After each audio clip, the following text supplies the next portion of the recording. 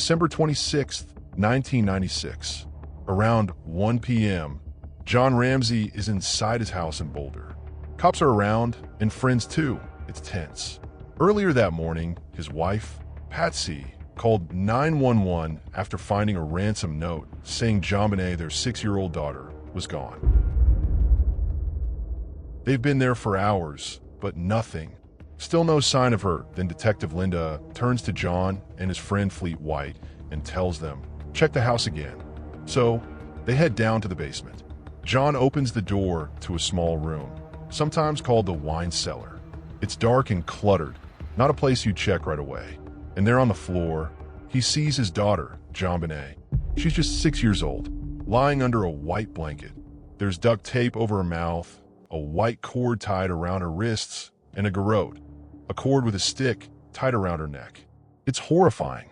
John, in a panic, scoops her up and carries her upstairs to the living room.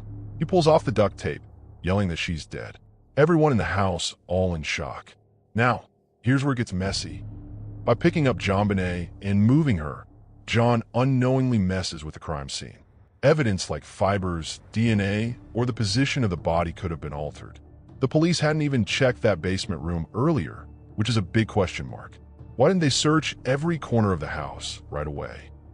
And John's decision to move her, does that sound like a dad in despair, or could it mean something else? Think about it. If you found your child like that, what would you do in that moment? So, John's just brought JonBenet's body upstairs, and the house is in chaos. Detective Linda Arndt, who's one of the only officers there at this point, officially pronounces JonBenet dead. But here's the thing. The police didn't lock down the house when they first arrived. Friends like Fleet and Priscilla White, who were the Ramseys' Christmas party the night before, are already there walking around, even cleaning up in the kitchen. This is a huge problem. Crime scenes need to be sealed off to preserve evidence. But people are moving stuff, touching things, maybe wiping away fingerprints or DNA without realizing it. At this point, the police are still thinking this is a kidnapping because of that ransom note Patsy found, demanding $118,000. But now with JonBenet's body found, it's clear this isn't just a kidnapping, it's a murder. And the way she was found, with the garrote and duct tape, makes it even more chilling. Was this a kidnapping that went wrong? Or was it something more sinister from the start? The police's early mistakes, like not securing the house, are going to haunt this case for years. How much evidence was lost in those first hours? Okay, let's take a step back and get to know who we're talking about here. JonBenet Ramsey was a 6-year-old girl, known for being a beauty pageant star. She was in those sparkly outfits, winning titles like Little Miss Colorado. Her dad, John Ramsey, was a successful businessman running a company called Access Graphics. Her mom, Patsy, was a former beauty queen herself, Miss West Virginia in 1977. They lived in a big house in Boulder with JonBenet and her 9-year-old brother Burke. On the surface, they seemed like a perfect, wealthy family. But on December 26, 1996, everything fell apart. JonBenet was found dead in her own home. And nearly 30 years later, in 2025, we still don't know who killed her. Was it an intruder who broke in? Was it someone in the family? The case has so many twists, ransom notes, DNA, police mistakes, that it's become one of America's biggest unsolved mysteries. So stick with me. We're going to go back to the night before and walk through every detail to figure out what happened and why this case is still unsolved. It's Christmas Day, 1996, and the Ramseys are out celebrating. They went to a Christmas party at their friend's house, Fleet and Priscilla White, who lived nearby in Boulder.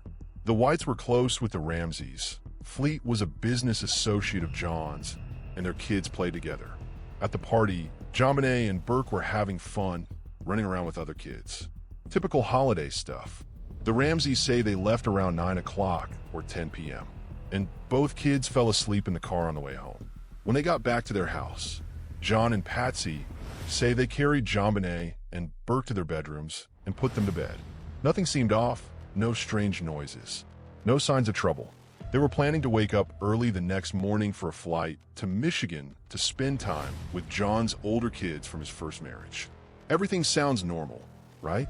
But some people wonder, could an intruder have already been in the house, hiding, waiting for the right moment? Or was everything as calm as the Ramseys said? Let's talk about a clue that throws a wrench in their story. Here's where things get weird.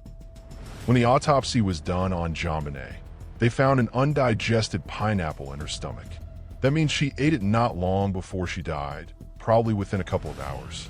But the Ramseys said she went straight to bed after the party. So, how does pineapple end up in her stomach? In the kitchen, police found a bowl of pineapple with a spoon in it, sitting on the counter.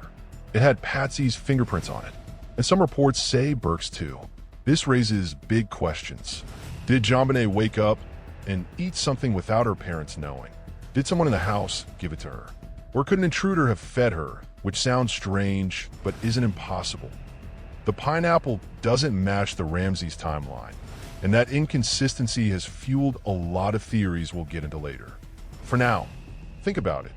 Who gave JonBenet that pineapple, and why didn't the Ramseys mention it? That's just one piece of the puzzle we're about to unpack as we move to the morning everything went wrong. It's early morning, December 26th, 1996. Around 5:30 a.m., Patsy Ramsey is up, getting ready for that Michigan trip we mentioned. She's walking down the spiral staircase from her bedroom to the kitchen when she spots something odd.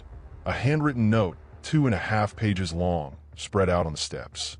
She reads it, and it's a ransom note saying JonBenet's been kidnapped. It demands $118,000, almost exactly John's Christmas bonus from Access Graphics, and it's signed SBTC, which nobody's ever figured out. Here's what the note said, word for word, based on police records. Mr. Ramsey, listen carefully. We are a group of individuals that represent a small foreign faction. We do respect your business, but not the country that it serves. At this time, we have your daughter in our possession. She is safe and unharmed, and if you want her to see 1997, you must follow our instructions to the letter. You will withdraw $118,000 from your account. $100,000 will be in $100 bills, and the remaining $18,000 in $20 bills. Any deviation of my instructions will result in the immediate execution of your daughter. You and your family are under constant scrutiny, as well as the authorities. Don't try to grow a brain, John.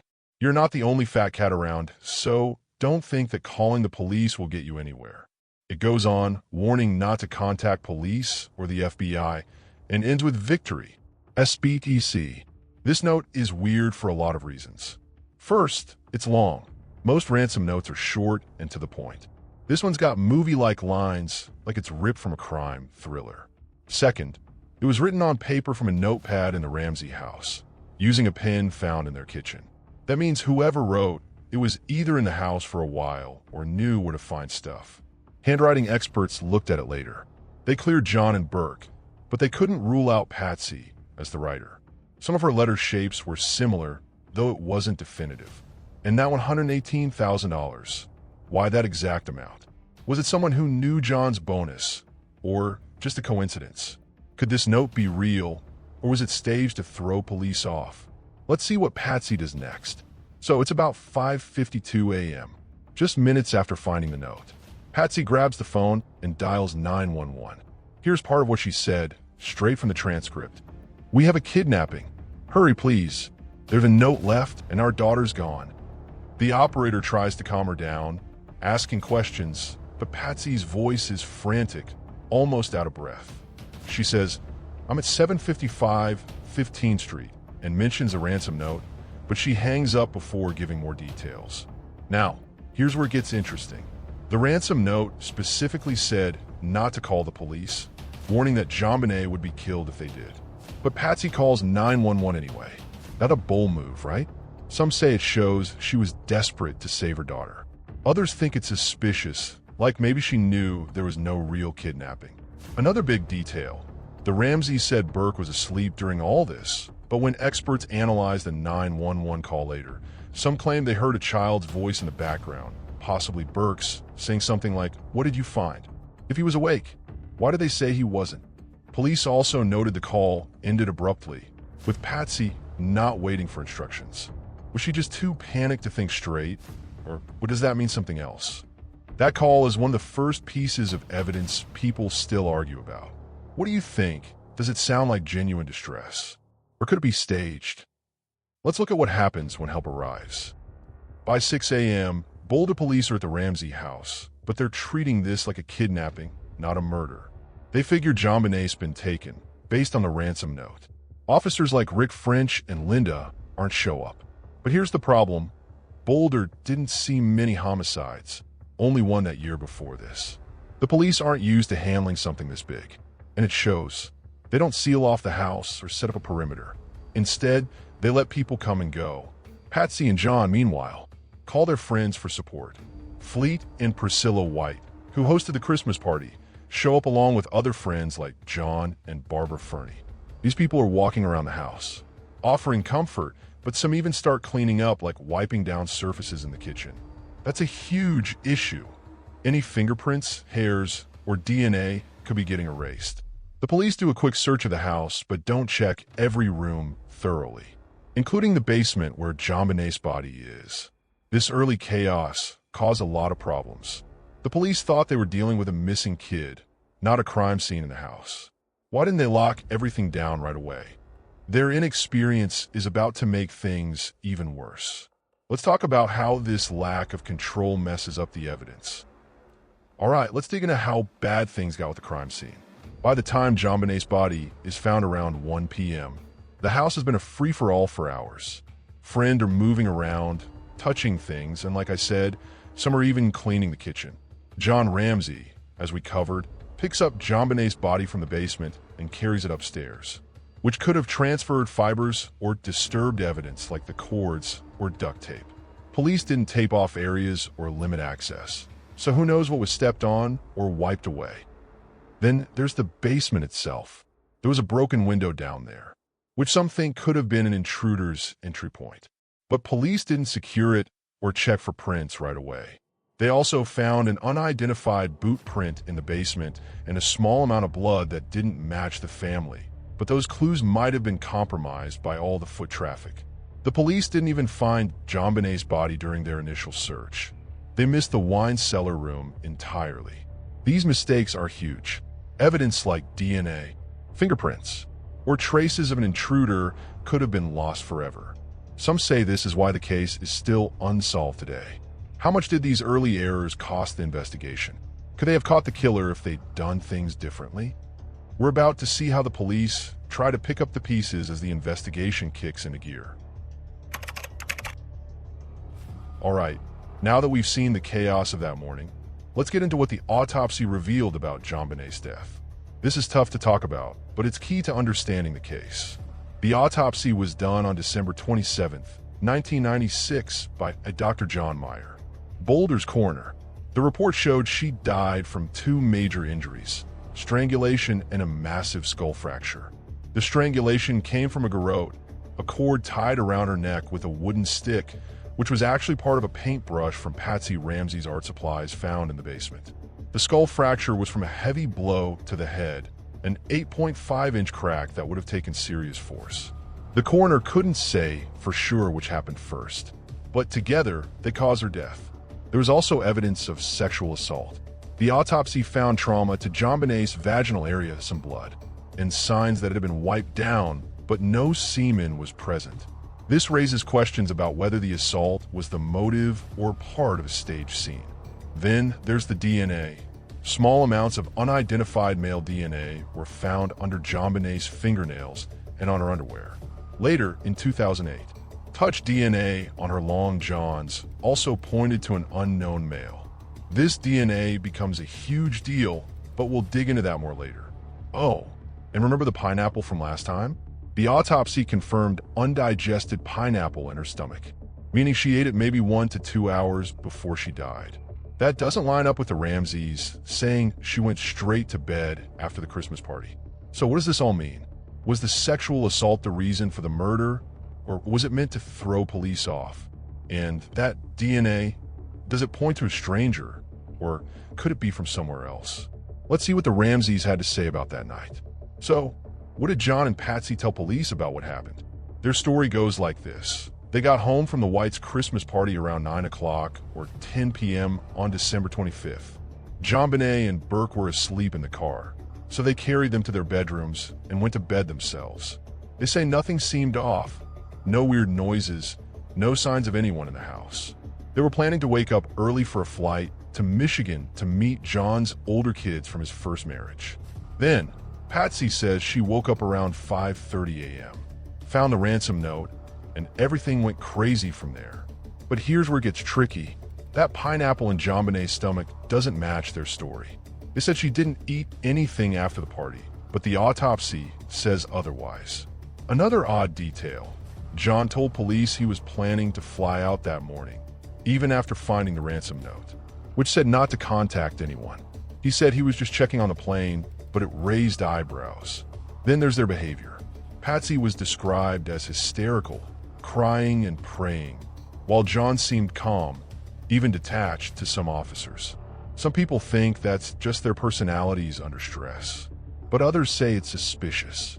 Are these inconsistencies, pineapple, flight plans, their demeanor, signs they're hiding something, or just what happens when your world falls apart?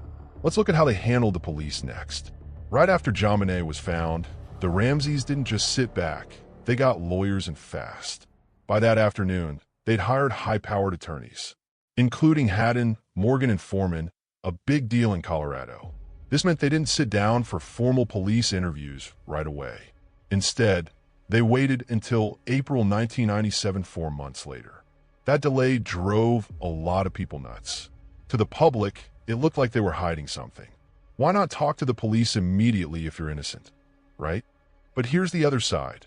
Hiring a lawyer is standard when you're in a high-profile case like this. The Ramseys were under a microscope, with police eyeing them as suspects from day one. Their lawyers advised them to be careful, and they did cooperate in some ways, like giving handwriting samples and blood for DNA testing. They also let police search the house multiple times. But the delayed interviews and the fact that their lawyers set strict conditions for them made the police and public suspicious. John and Patsy's team included private investigators too, who started looking into other leads like possible intruders. Some say this was them trying to control the narrative. Others say it was smart. They didn't trust the police to get it right. So, were they protecting themselves from unfair accusations or trying to cover something up? That's a big question as we head into their actual police interviews. All right, fast forward to April 1997. John and Patsy finally sit down with Boulder police for separate, formal interviews. These were long, hours of questions about the night before, the ransom note, the pineapple, and their timeline. Both of them stuck to their story. They put the kids to bed, went to sleep, and only found out something was wrong when Patsy saw the ransom note. They denied any involvement in JonBenet's death, saying it had to be an intruder. But the police pushed hard. They asked about the pineapple.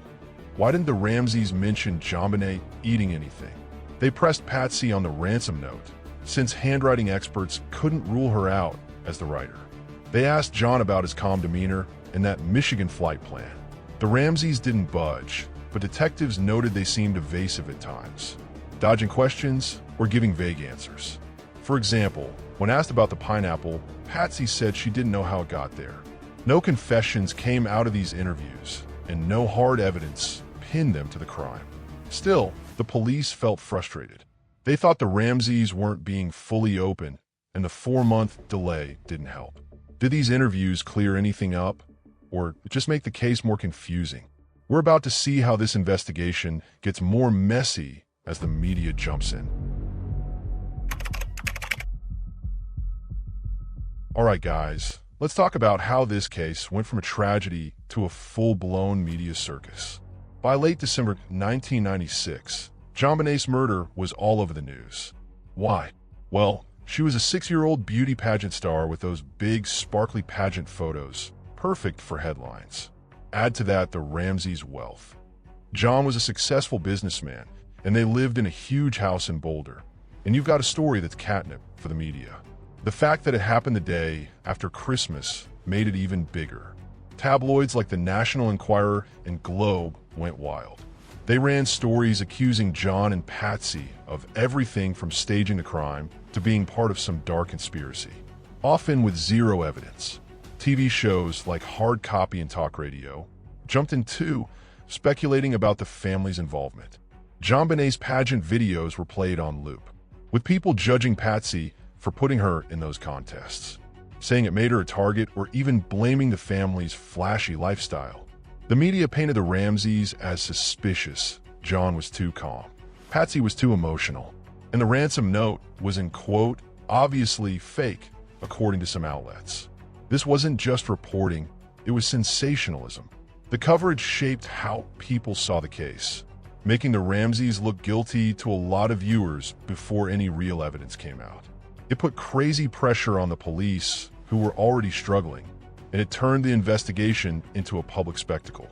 How much did this media storm mess with the search for the truth? Let's see how the Ramseys try to respond to it. So, it's January 1st, 1997, less than a week after JonBenet's death, and John and Patsy decide to go on CNN. This is their first public appearance, and it's a big deal. They sit down with a reporter in Atlanta, where they've gone for JonBenet's funeral. Patsy's visibly upset, tears in her eyes, and says things like, "Hold your babies tight," pleading for help to find the killer. John talks about their grief and insists they had nothing to do with it, saying, "We're a loving family." They also mention they're cooperating with police, though we know they hadn't done formal interviews yet. The public's reaction was split. Some people watched and thought, these are parents in pain, desperate for answers. Others weren't buying it. They said Patsy's emotions seemed over the top, like she was performing. And John's calm delivery felt cold. Critics pointed out they went on TV before sitting down with police, which seemed backward. Why go public so soon? Were they trying to control the narrative? Maybe get ahead of the media's accusations? Or did they genuinely want to reach out for help? The interview didn't calm the storm. It just gave people more to argue about. Did it make things better or worse for them?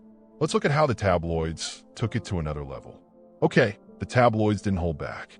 By early 1997, they were churning out headlines like "Mom Killed JonBenet" or "Brother's Dark Secret," pointing fingers at Patsy or even 9-year-old Burke with no solid proof. They published leaked photos, like ones from the crime scene or JonBenet's pageant performances, which made the family's life even harder. Some stories claimed Patsy was jealous of JonBenet's beauty or that John had shady business dealings. Others pushed wild theories, like the Ramseys being part of a cult or a cover-up. The human toll was brutal. Patsy said she couldn't even go to the grocery store without seeing her face on a magazine accusing her of murder. The Ramseys fought back with defamation lawsuits against outlets like the Star and Globe. Some of these lawsuits worked. They won settlements, though the exact amounts weren't always public. But the damage was done. The tabloids kept people focused on gossip instead of facts, and it made it harder for the police to sort through real leads. Imagine trying to grieve your daughter while the world calls you a killer. How much did these stories cloud the actual investigation? Let's see what the Ramseys did next to cope. After JonBenet's death, the Ramseys held a memorial service in Boulder on December 29, 1996. It was small, with close friends like Fleet and Priscilla White there, though tensions with the Whites were already starting. We'll get to that later. Then, on December 31st, they had a funeral in Atlanta, where they'd lived before moving to Boulder. JonBenet was buried at St. James Episcopal Cemetery, and it was a private and emotional moment for the family. They decided to stay in Atlanta for a bit, moving in with Patsy's parents instead of going back to Boulder right away. This got a lot of attention. Some saw it as them needing space to grieve away from the media. Others thought it looked like they were running from the investigation, especially since John had planned to fly to Michigan that morning, even after the ransom note. His calm demeanor at the memorial and funeral didn't help. People said he seemed too composed, not like a grieving dad. Patsy, on the other hand, was openly distraught, which some called performative. It's tough to judge grief, right? Everyone processes it differently. But with the media watching their every move, were the Ramseys' actions seen as genuine or suspicious? Let's dive into the theories and suspects that started to emerge as the investigation continued.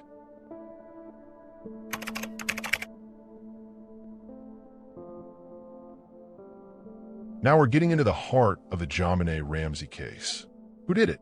From the start, the Boulder police had their eyes on the Ramsey family.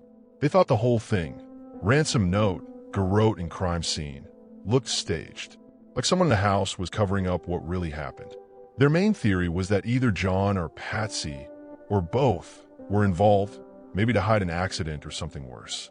The ransom note written on their paper, the lack of clear signs of a break-in, and the pineapple in JonBenet's stomach that didn't match their story all pointed to the family, at least in the cops' minds. But they didn't stop there. Some detectives looked at other possibilities.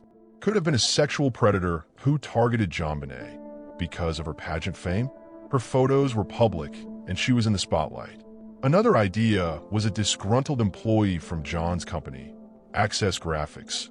Maybe someone who knew about his $118,000 bonus and had a grudge.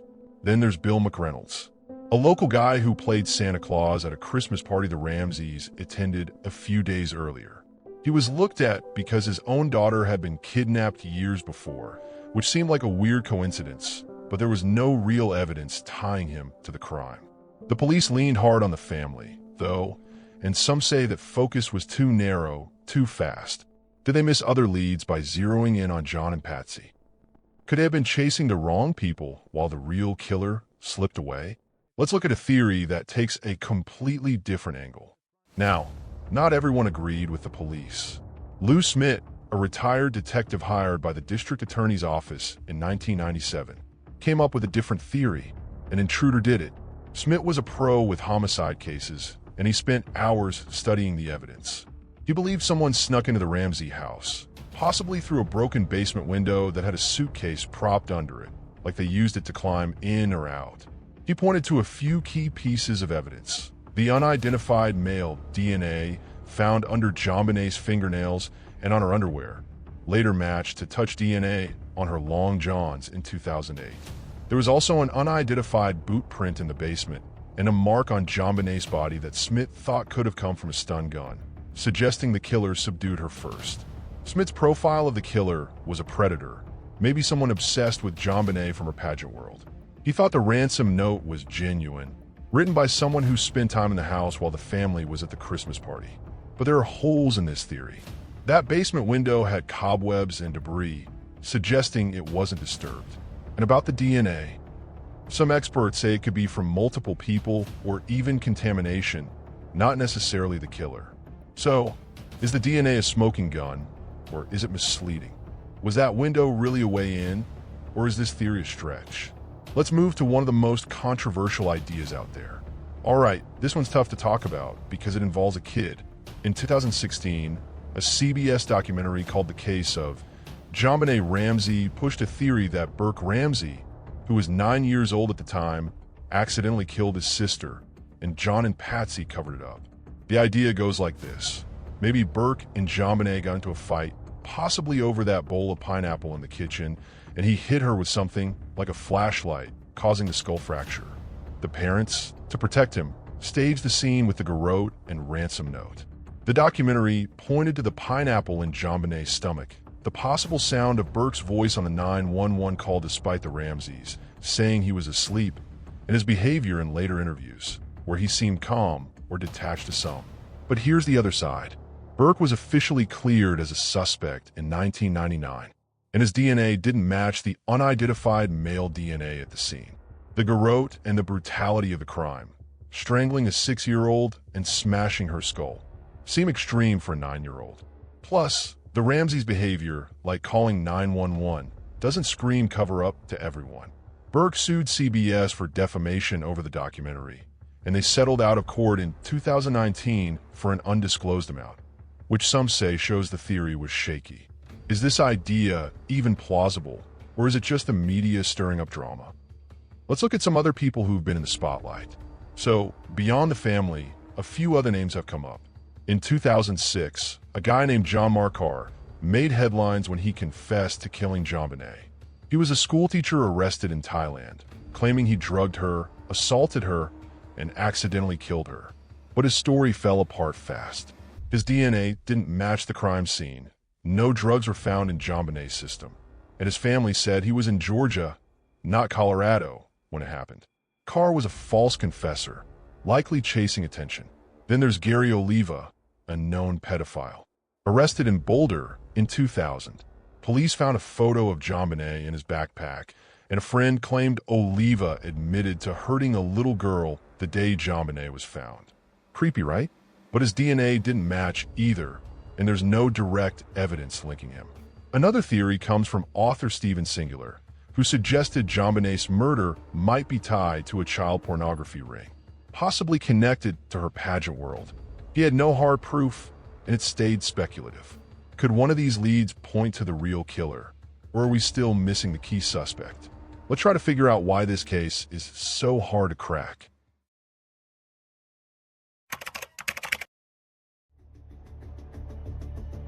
By 1998, things are getting tense in Boulder. Detective Steve Thomas, one of the lead investigators, quit the police department, and he didn't go quietly. In his resignation letter, he blasted the district attorney's office, saying they were interfering with the investigation and making it impossible to do his job. Thomas was convinced the Ramseys were involved, especially Patsy. He thought she wrote the ransom note and staged the scene to cover up something, maybe an accident. He even wrote a book in 2000 called JonBenet, Inside the Ramsey Murder Investigation, where he laid out his theory that Patsy was responsible, pointing to the note's handwriting and the family's behavior. But here's the problem. The DA's office, led by Alex Hunter and later Mary Lacey, wasn't on the same page. The Boulder police were laser-focused on the Ramseys, believing the evidence, like the note written on their paper, and no clear signs of a break-in pointed to an inside job. The DA's office, though, leaned toward an intruder theory, especially after hiring Detective Lou Smith, who we talked about last time. This created a huge rift. Thomas said the DEA was too cozy with the Ramseys' lawyers, letting them call the shots and slowing down the investigation. For example, the DA agreed to share evidence with the Ramseys' legal team, which the police thought was nuts. Did this fighting between the cops and the DA stop them from finding the truth? It's hard not to wonder if they were working against each other instead of for JonBenet. Let's see who else got frustrated with how this was going. So, remember Fleet and Priscilla White from the Christmas party? They were close friends with the Ramseys, but things went south fast. By 1998, they were so fed up with the investigation that they wrote a letter to Colorado's governor, Roy Romer, demanding a special prosecutor take over the case. They said the Boulder DA's office was biased, protecting the Ramseys and not pushing hard enough for answers. They pointed out how the DA let the Ramseys' lawyers set terms for police interviews, which we know took 4 months to happen. The Whites thought this was a sign the investigation was being mishandled, maybe even influenced by the Ramseys' wealth and connections. Their letter didn't hold back. They called the DA's approach ineffective and said justice for JonBenet was being ignored. This wasn't just a random complaint. Fleet was there when John found JonBenet's body, so he saw the chaos firsthand. But some people questioned the Whites' motives. They had a falling out with the Ramseys after the murder, partly because Fleet started pushing for a tougher investigation. Were they genuinely trying to get justice, or did personal issues with the Ramseys make them biased? Either way, their letter didn't change much. The governor didn't appoint a special prosecutor. But it shows how even people close to the case were losing faith. What happens when a grand jury gets involved? Let's find out. By 1998, the police and DA were getting nowhere, so they turned the case over to a grand jury to decide if there was enough evidence to charge anyone. For over a year, the jury heard testimony, looked at evidence like the ransom note and DNA, and questioned witnesses. In 1999, they made a decision. They voted to indict John and Patsy Ramsey on 2 charges: child abuse resulting in death and accessory to a crime. The idea was that they either put JonBenet in a dangerous situation that led to her death or help cover it up afterward. But here's the twist. District Attorney Alex Hunter refused to move forward with the indictments. He said there wasn't enough evidence to win a conviction, and the case would likely fall apart in court. So, the charges were never filed, and the public didn't even know about the grand jury's decision until 2013, when the indictments were unsealed after a lawsuit. When those documents came out, they showed the jury believed the Ramseys had some responsibility, but Hunter thought the evidence was too weak Things like the DNA and lack of a clear motive made it messy. Was this a missed chance to hold someone accountable? Or did Hunter make the right call by not rushing to trial? This decision only added to the case's confusion. After JonBenet's death, the Ramseys stayed with them in Boulder for a while. Susan, in particular, got some attention because a few people thought she might have written the ransom note. Handwriting analysts looked at her samples, just like they did with Patsy, but Susan was quickly cleared, no match. Still, the fact that friends of the Ramseys were being scrutinized shows how desperate the investigation was for leads. The Steins stayed loyal to the Ramseys, but the rumors didn't help. How much did these side dramas, like fake emails and random suspicions, distract from finding JonBenet's killer? It's like the case kept getting buried under noise. Let's see what the Ramseys did to move forward. By 1998, the Ramseys were done with Boulder. They sold their house, the one where JonBenet was killed, for about $650,000. Way less than its value, probably because of the case's notoriety. They moved permanently to Atlanta, where Patsy's family lived, tried to escape the media and start over. But leaving Boulder didn't stop the scrutiny. Some saw the move as them running from the investigation, especially since they'd already raised eyebrows with that plan to fly to Michigan the morning JonBenet was found. Around this time, they also started the JonBenet Ramsey Children's Foundation, meant to help kids and raise awareness about child safety. They put some money into it, but it never really took off, and by the early 2000s, it was pretty much inactive. Critics called it a PR move to make the Ramseys look better, while supporters said it was their way of honoring JonBenet. Either way, it didn't change how people saw them. Imagine trying to rebuild your life with the world watching and judging. Did moving and starting the foundation help them heal? Or was it just another thing for people to pick apart? We're about to see where the case stands today.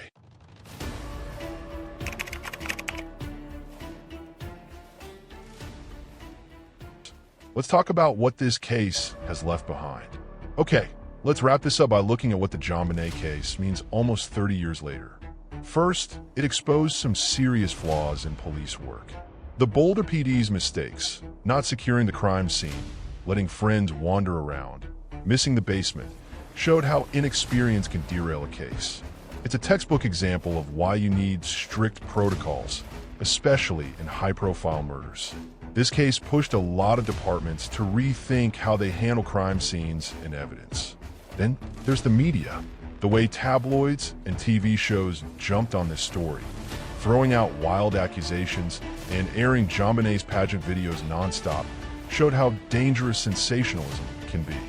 It turned a family's tragedy into a soap opera, and it made it harder for the police to focus.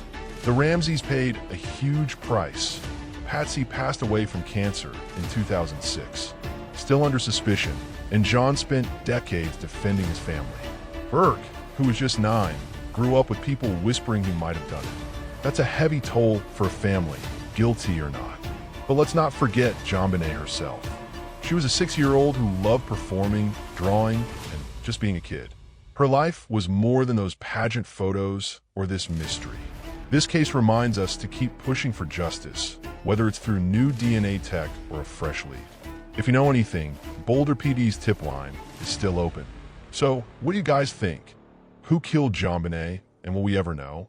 Drop your thoughts in the comments. This case has stuck with us for a reason, and maybe one day we'll get answers.